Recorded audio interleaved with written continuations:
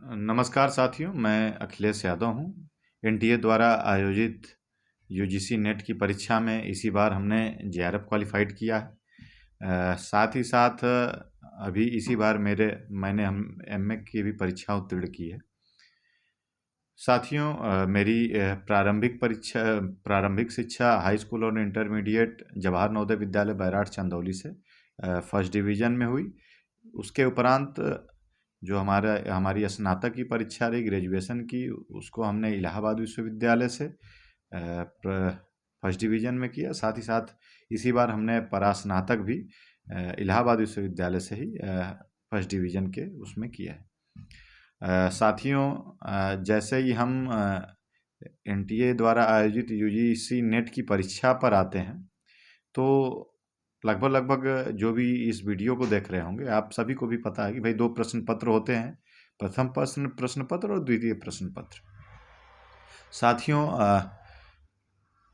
जो प्रथम प्रश्न पत्र होता है और जो द्वितीय प्रश्न पत्र होता है, बेसिक अंतर यही है कि एक तरफ आपके रीजनिंग, मैथ्स, टीचिंग एप्टीट्यूड अन्य सवाल हैं, और दूसरी तरफ आपके विषय से लिए जाते हैं दूसरे प्रश्न पत्र में। गद्यांश का जो पोर्शन होता है, उसमें यदि आप आईक्यू भी लगाएं और उसमें से करेंगे तो आसानी होती। प्रथम प्रश्न पत्र के लिए हमने ज्ञानस्थली क्लासेज के हर एक वीडियोस को देखा। अलका मैम जो कि संचालित करती हैं, जो कि जिसपे अलका मैम पढ़ाती हैं, हमने अलका मैम के एक एक वीडियोज को देखा और एक एक वीडियोज को हमने आत्मसात भी किया और उसको रिवाइज भी किया। और सबसे महत्वपूर्ण चीज़ कि हमने प्रैक्टिस की, अच्छी प्रैक्टिस की। जो प्रीवियस ईयर्स के क्वेश्चन थे या जो इससे पहले सवाल पूछे गए थे, उसकी हमने प्रैक्टिस की। प्रैक्टिस को ही हमने अपना आधार बनाया। और हम द्वितीय प्रश्न पत्र पर आते हैं, तो द्वितीय प्रश्न पत्र के लिए हमने एनसीईआरटी को ज़्यादा प्रीफर किया। एक बात और मैं कहना चाहूँगा, चूँकि जवाहर नवोदय विद्यालय से शिक्षा दीक्षा हुई थी, तो उसमें हमने एनसीईआरटी को पूरा हमने पढ़ाई के ही दौरान, अपनी इंटरमीडिएट के दौरान ही हमने ख़त्म कर दिया था। और यूँ कह सकते हैं कि जो मैथ्स और रीजनिंग के पोर्शंस हैं, तो नवोदय विद्यालय की प्रवेश परीक्षा के ही समय से हम मैथ्स और रीजनिंग इस तरीके के सवाल करते आ रहे हैं। तो बेस हमारा जो था बिल्कुल पहले से ही ठीक था, अच्छा था। एनसीईआरटी को हमने नवोदय विद्यालय के ही दौरान पढ़ लिया। और उसके बाद जब हम इलाहाबाद विश्वविद्यालय आते हैं, तो इलाहाबाद विश्वविद्यालय के भी पाठ्यक्रम को हमने काफ़ी गंभीरता से पढ़ा। यही कारण भी रहा कि हमने इलाहाबाद विश्वविद्यालय में प्रथम श्रेणी में स्नातक और प्रथम श्रेणी में ही परास्नातक की भी परीक्षा पास की। जब हम यदि प्राचीन इतिहास की बात करते हैं पढ़ने के लिए, लेकिन सबसे बेसिक मैं पुनः बता देना चाहूँगा कि एनसीईआरटी ही हमारा बेस रहा है और एनसीईआरटी का हमने बहुत गहन अध्ययन किया है। प्राचीन इतिहास के लिए, एंशियंट हिस्ट्री के लिए हमने प्रोफेसर केसी श्रीवास्तव जी की ही पुस्तक को काफ़ी कवर किया, काफ़ी ही उसको पढ़ा, और ग्रेजुएशन के ही दौरान हमने इसको पूरा का पूरा ख़त्म कर दिया था। मेडिवल हिस्ट्री के लिए सतीश चंद्रा जी, और आधुनिक इतिहास के लिए, मॉडर्न हिस्ट्री के लिए बिपिन चंद्रा जी की किताब को हमने ज़्यादातर आत्मसात किया, उसको ज़्यादातर पढ़ा। सबसे मुख्य बिंदु यदि हम इसमें देखें, तो मैं पुनः बार बार कहना चाहूँगा, एनसीईआरटी प्लस जो प्रीवियस ईयर्स के क्वेश्चन होते हैं। हमने कोई बाहर से बहुत मोटी गाइड नहीं मंगाई, ना बाहर से ही कोई उस तरीके का स्टडी मटेरियल मंगाया। बेस हमारा मजबूत था, एनसीईआरटी हमारी पूरी की पूरी क्लियर थी। जो स्नातक और परास्नातक के दौरान हमारे विषय वस्तु थे, उसको हमने काफ़ी गंभीरता से पढ़ा है। और सबसे महत्वपूर्ण चीज़ कि जितनी हमारी प्रैक्टिस रहेगी, प्रैक्टिस हमने भरपूर प्रैक्टिस किया। अब तो एक और बात मैं आप लोगों को कहना चाहूँगा कि यह नहीं था कि हमने 12 घंटे पढ़े, 15 घंटे पढ़े, 18-18 घंटे पढ़े। ऐसा बिल्कुल ही कह देना गलत होगा।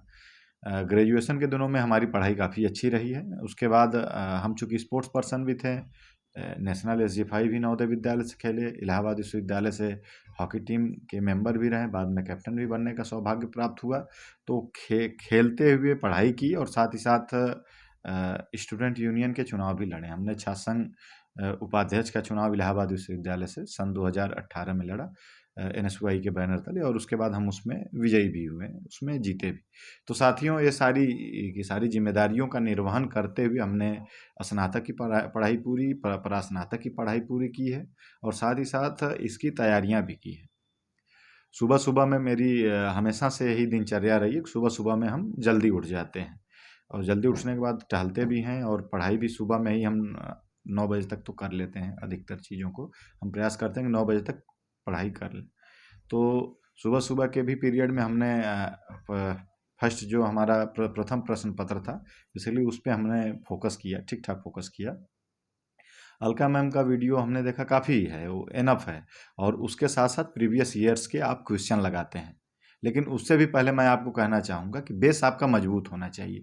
मैथ्स का बेस मजबूत होना चाहिए, रीजनिंग का बेस मजबूत होना चाहिए, और साथ ही साथ जो टीचिंग एप्टीट्यूड है, तो उसमें मैम ने बहुत अच्छे से आप देखेंगे पढ़ाया हुआ है, और अन्य भी यदि आपके प्रीवियस ईयर्स के क्वेश्चन हैं तो उससे भी आप बेहतर कर ले जाएंगे।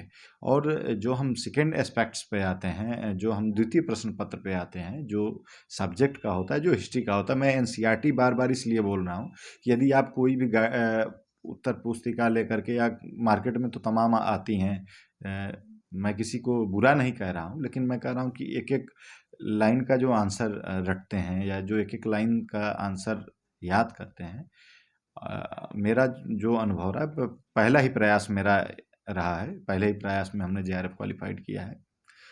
मेरा जो अनुभव रहा है कि इसमें आपको कंसेप्ट क्लियर होने चाहिए।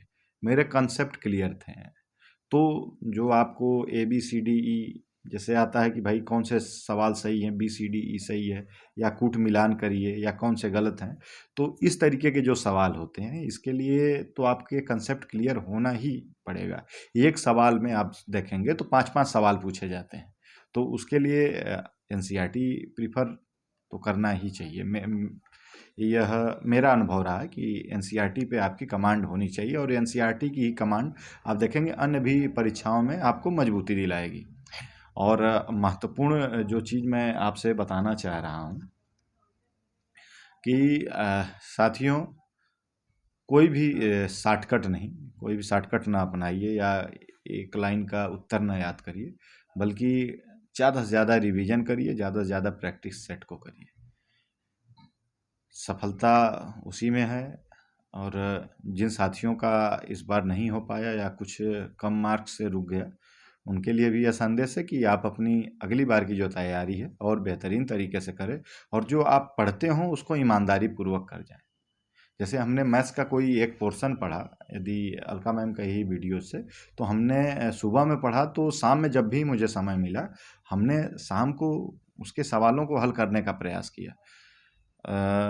रोज़ाना तो नहीं हो पाता था, लेकिन यह कह सकते हैं कि एक एक प्रैक्टिस सेट को, यदि प्रथम प्रश्न पत्र है तो उसके एक प्रश्न पत्र को हम प्रयास करते थे कि एक समय में हम उसको सॉल्व कर लें।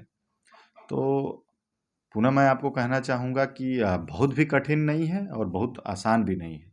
यदि आप निरंतर अपनी पढ़ाई कर रहे हैं, यदि आप निरंतर अपनी चाहे आप क्लासेज हों, या आप यदि स्वाध्याय कर रहे हैं, तो हमें जहाँ तक लगता है कि यह नहीं कि एक दिन आप पढ़ लें तो 5 दिन बाद पढ़ें। रोज़ाना आप 2 घंटे 3 घंटे यदि आप समय दे रहे हैं, वह भी इनफ है, यदि आपका बेस मजबूत है।